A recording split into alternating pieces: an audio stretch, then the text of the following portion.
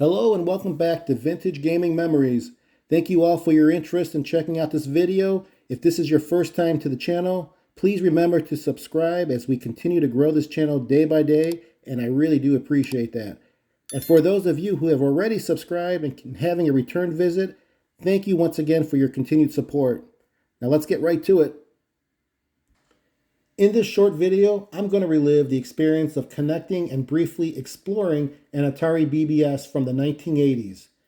A BBS, in case you're not aware, stands for Bulletin Board System, and before the internet, this was primarily what we used to communicate on message boards and most importantly, to share files. Now, one of the biggest limitations besides the speed was that it only allowed one caller at a time to connect, since you would call from a landline with your 300 or 1200 baud modem to the BBS's modem. This video was recorded by a person whose handle is named The Gladiator. He coincidentally was a member of my BBS when I ran it from 1985 through 1987. This recording is from February 20th, 1988, and was connecting to his BBS called Python. So here we go. Well, this is a terminal screen that's being shown on his computer, and it looks like if we pause it for a quick second here, you can see the options you're able to do through the terminal. You can choose the mode from ASCII, which is Atari ASCII, which has those inverse characters and various graphical, it's not graphical as in color, but it's more of a symbols you could use to enhance your BBS experience or the actual view of certain things on a bulletin board, such as cartoons and movies. You'll see some of that, I think, in this video. And then, of course, all the other options with the connection, the baud rate, currently set at 300 baud. There's also the dial tone, if it's going to be tone or pulse, the type of transfer, X modem, and receiving it as X modem as well. Looks like receive is spelled wrong, but that's okay. Who's judging? All right, let's continue. So here he goes into the dial list, which it's kind of like a bookmark of all the different bulletin boards you might have saved. So it makes it easier to just select one, and then the macro just kicks off the information to pre-populate the field so you don't have to remember it. What's kind of cool about this list he has, coincidentally, is that my bulletin board that I ran back in the 85, 87 time frame is right there on the top, second below his. It's the trademark. And then a friend of mine who I still keep in contact with after 35 years, he is Dark Side of the Moon. So that's kind of cool to see our boards listed here as well. Okay, so he selects his bulletin board, of course, Python. And it's going to be dialing, tone, connecting at 300 baud. And then there's the welcome screen. You press return. It determines what baud rate and whether you're connected in ASCII or ASCII. And you hit return here to determine that he's ASCII. His username, Gladiator, password pre-populated. Checking his password online here, and he's connected. You'll see some of the typical bulletin board welcome screen messages. That's what you're seeing here on his bulletin board.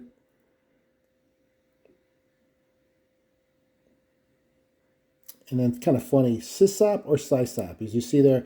How do you pronounce it? Do you recall back in the day, did you say the word SYSOP as sysop or sysop? It stands for system operator, so you'd think sysop.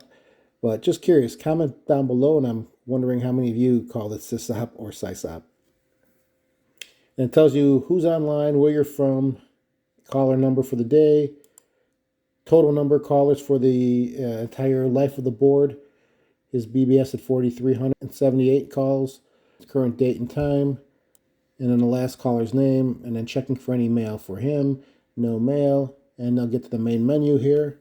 Very typical, again, of what you would see back in the 80s for some of these 8-bit bulletin boards, especially for Atari with the ASCII graphics.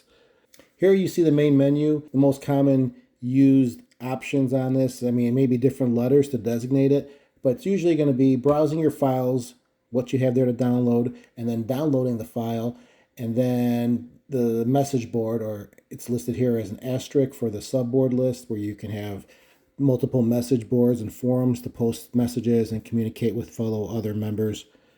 But the U, which is for uploading, that's what we used to always hope that people would kind of not abuse the downloads. Maybe we have a ratio set 2-to-1, 3-to-1 ratio, 3 downloads per upload, hoping they would upload and contribute back. But that's those are usually the common things that you'd see on the board as far as options. And also, there's a W on this one, which is watch cartoon. You would have some boards would have movies and cartoons made from Ataski characters, which would be pretty cool to see.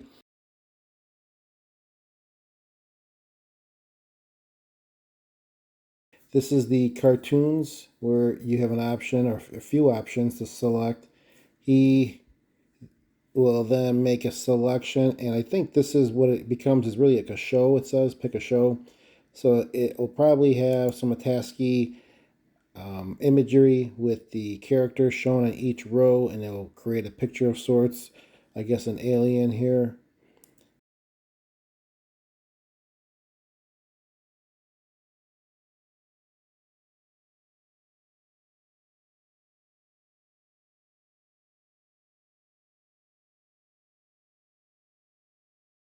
Then you see here some verbiage he has in the text, kind of a bit of a reference to war games and the countdown before the missiles are launched.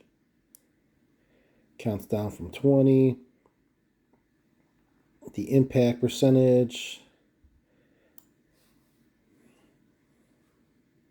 And then you see here it says no carrier.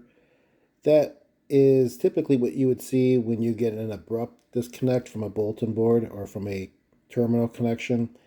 But this appears to be part of the text that's in this cartoon slash show that he had created. So it makes you think you were disconnected, but you really are not. And then he has his credits at the end. And that is it with all he had uploaded for this BBS connection experience. So that would be the life we were living back in the 80s as far as how to communicate and transfer or share files amongst one another. It was pretty intense because everybody wanted to get the latest file and then to trade them off and just to market your board is better than another board. It was really difficult because you really didn't have any way of advertising other than word of mouth. The other issues I mentioned about one call at a time. So you didn't want to have people tying up your line. You wanted to get many people in and out and then get the word out for the popularity and for your board to grow. You would wonder what benefit is this besides getting games? Well, there was even memberships or certain level, as we would call level 21 access, where you would welcome people to donate money, $20 perhaps, for an annual membership or a monthly fee, and you get certain privileges like unlimited downloads or a set number of downloads or more of the newest files to download. That kind of goes into the territory of public domain versus pirate games.